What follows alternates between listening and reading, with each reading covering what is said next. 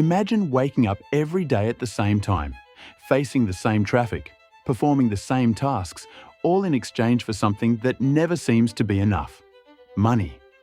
For many, this is the normal routine. But what if behind this normality, there's a prison disguised as progress? What if, by selling our time, we're actually giving away something far more valuable: our very soul?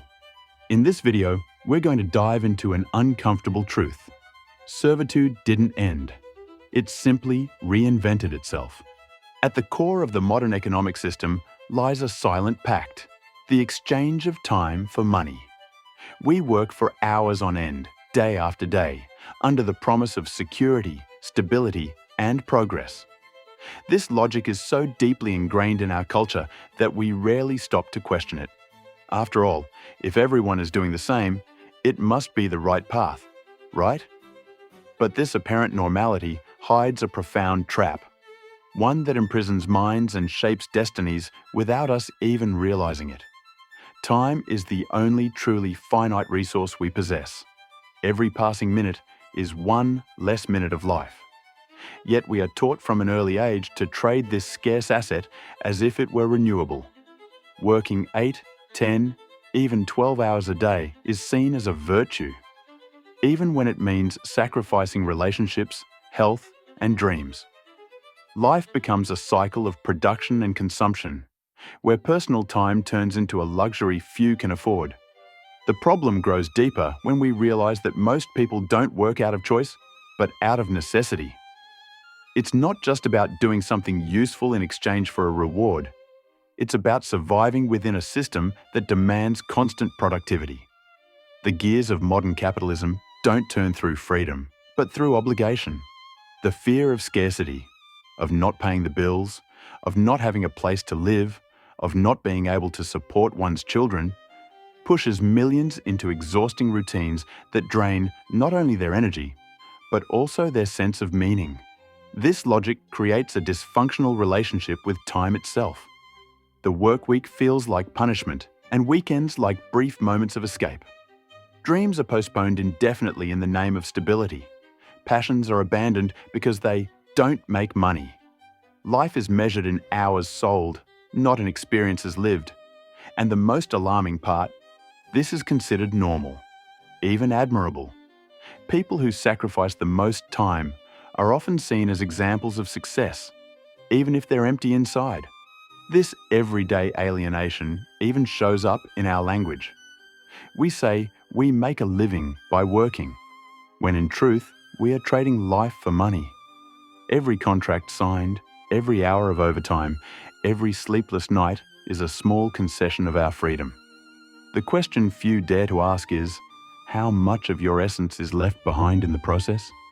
Can the value of your very existence be measured in currency?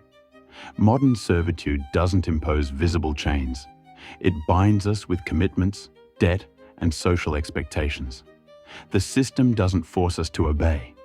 It conditions us to desire status, security, comfort. And it is this desire that makes us obedient. We work to maintain a lifestyle we were promised, but rarely ask if that lifestyle truly fulfills us. We're too busy to think, too tired to resist. That is the central problem. We live in a model that demands the conversion of our lives into capital, yet says little about the real cost of this transaction. The human soul, with its dreams, fears, and longings, has been reduced to a productive unit. And as long as we believe this is the only way to live, we will remain trapped in a cycle where time is always scarce, money is never enough, and life in the end slips through our fingers. Throughout history, philosophers have pondered the meaning of freedom, and perhaps no concept is more distorted in modern life than this one. Jean-Jacques Rousseau once warned that man is born free, yet everywhere he is in chains. In the past, these chains were tangible: slavery, feudal servitude, authoritarian regimes. Today, they take on subtle forms, disguised as routine, career, and responsibility. The freedom we're sold is often just the illusion of choice within a system that predefines what we're supposed to desire. Karl Marx went even deeper when he spoke of alienation, the state in which the worker, in producing for the system, becomes disconnected from himself, from what he does, and from who he truly is. When work ceases to be an expression of purpose and becomes merely a means of survival, something essential is lost. The human soul, made of questions and meaning, begins to wither. Productivity becomes the new idol, and everything that doesn't produce immediate return, contemplation, art, silence, is dismissed as useless. This is the essence of modern servitude, being busy all the time, but never truly present. Nietzsche, in turn, challenges us with the idea that he who has a why to live can bear almost any how. But what happens when the how becomes so overwhelming that the why disappears? A life that should be lived with purpose and freedom turns into a sequence of obligations. Existence becomes a task to be completed, not a journey to be explored. In this scenario, selling our time slowly becomes selling our soul. Not because someone forces us, but because we've forgotten to ask if there was another way to live. In everyday life, the logic of modern servitude manifests in details so subtle that they become invisible.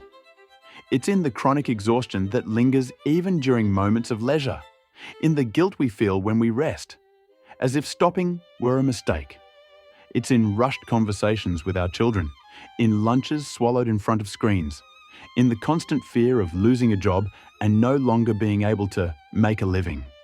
It's as if every aspect of life is subordinated to the pace of work, and not the other way around. The promise of work-life balance proves fragile under the weight of results, deadlines, and productivity demands. Even the most important life decisions are shaped by this structure. People choose careers not out of passion, but for stability. Marriages are sustained or fall apart based on financial health. Young people abandon their dreams because they don't pay the bills, and the elderly look back and wonder when, exactly, they stopped truly living. Identity, once built on values, aspirations, and relationships, begins to revolve around job titles, salaries, and status. You are no longer who you are. You are what you do and how much you earn. And all of this unfolds without revolutions, without confrontation, without rebellion. Modern servitude is silent because it has been internalized. We've learned to measure our worth in productive hours, to seek validation in goals achieved, to fear idleness as if it were failure. But deep down, everyone feels, even if they can't put it into words, that something is out of alignment. That living in constant pursuit of money, while life slips away in tasks and bills, may not be freedom. It may just be a more elegant form of prison. In the end, the question that haunts us is simple, yet profound. Are we truly living, or just functioning? Modern servitude isn't enforced by force. It's accepted through conformity. And perhaps that's where the real danger lies. When we normalize the idea that time must always be traded for money, we stop imagining alternatives. We lose the ability to dream of lighter lives, more authentic ones, aligned with what truly matters. The slavery of the clock and the paycheck persists only because we forget there's life beyond work. Of course, not everyone can just drop everything and go live in a cabin in the woods, but transformation begins with questioning. What if, instead of just working for money, we started working for meaning? What if we reorganized our priorities, our habits, our beliefs about what success truly is? Living outside the logic of modern servitude may not mean leaving the system, but rather using it with awareness, building financial autonomy, cultivating free time, and reclaiming the power to choose what to do with our own lives.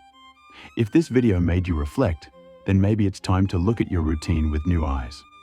True freedom doesn't start with an external change. It begins with an internal unease. Subscribe to the channel if you want to keep exploring these ideas with depth, clarity, and courage. And before you go, I'll leave you with one question to carry with you.